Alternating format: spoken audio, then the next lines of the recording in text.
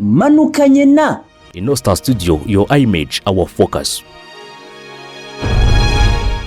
hagati aho mbere ko utangira ikiganiro dufate amasegonda 30 dusengere Buravan buri wese uri kutira muri kano kanya.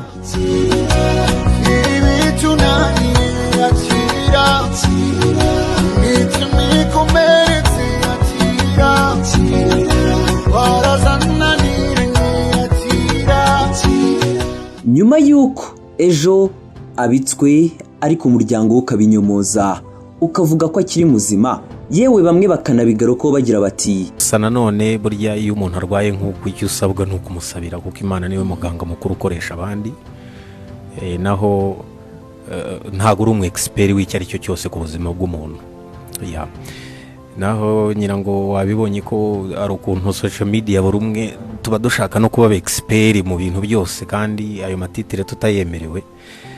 Icy'ingenzi nuko Iva afite morali arahagurutse mu kanya baraba bagenda arumva no kuri ni muri umuna wacu kandi twe nko mu gisata cy'imikino hano tumwifurize n'ubundi tumusabire ku Mana.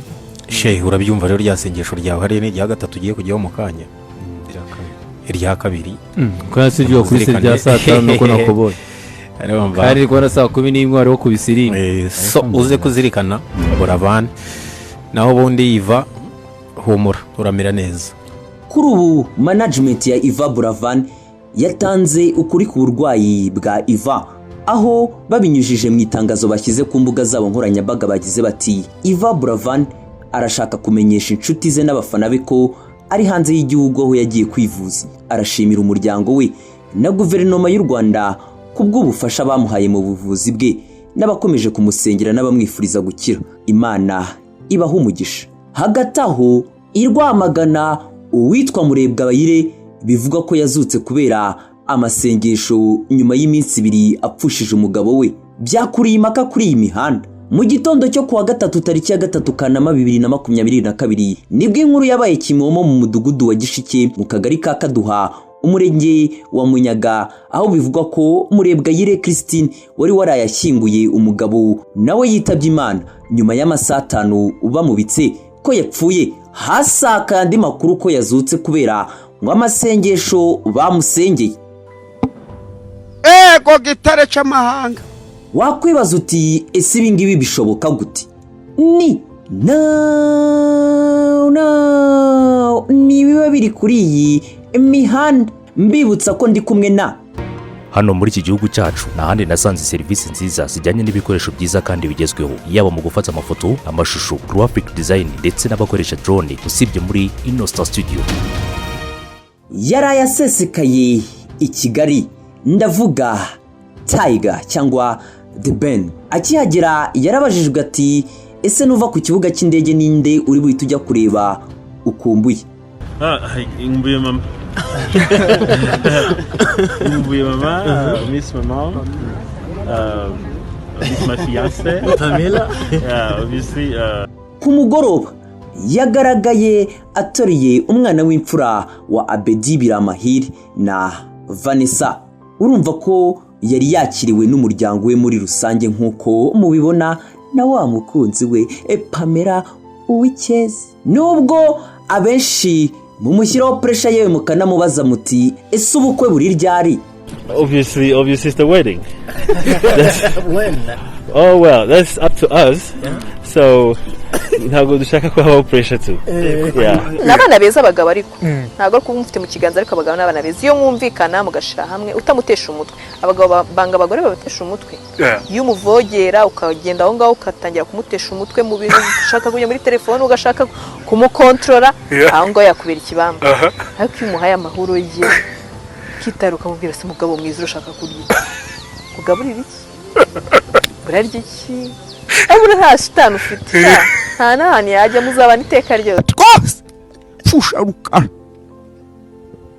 Twose Mwabyumvishe mwebwe mwirirwa mumubaza igihe azakorera ubukwe. Ese ubundi inyakso iyo witegereje se buri koko ubundi uzamutanga gukora ubukwe?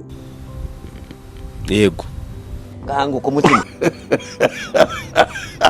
se uri koko se ubona hari gahunda afite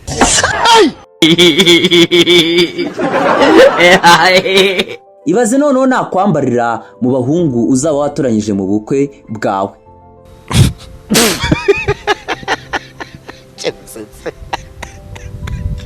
Reka tugaruke kuri The Ben aje mu gitaramo kizaba ku itariki ya 6 Kanama 2022 cyateguwe na East Gold.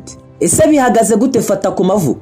Nakubwiye ko abatayeri bose bari bize mu kudoda imyambaro igaragaza ubusa. Abantu ntabwo babonye ubusa kwa Taiki ahubwo bazabona ubusa kwa The Ben none.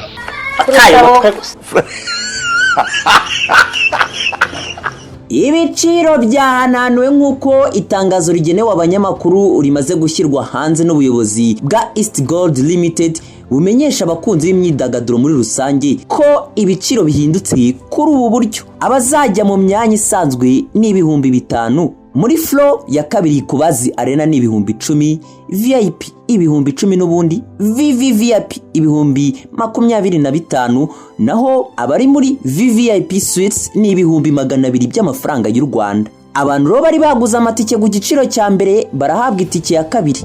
Mwe rero mukomeza mumubaza igihe azakorera ubukwe na Pamella wiwe, reka mbabwire ni ananze kukuzana ngenye mugesha ndari nakubonera icyo kujya n'icyo kunywa nanze kukuzana ndi masikini ni nibyiriwe kuri iyi mihanda yacu utwari kumwe na Innostar Studio, your image, our focus. Ese niye twabasanga? Ku bindi bisobanuro amagare cyangwa ukatwandikira kuri WhatsApp 0790 18 92 ushobora gucisha ubutumwa bwawe kuri website yacu ariyo y3.innostarstudio.com. Mukomeze mugire ibihe byiza, mwibuka gukora subscribe, like, share na comments. Abandi bakomeze bamenyeho bisigaye bibera. Amazina yanjye ni Hirwa Redemptus, naho ku munsi uw'ejo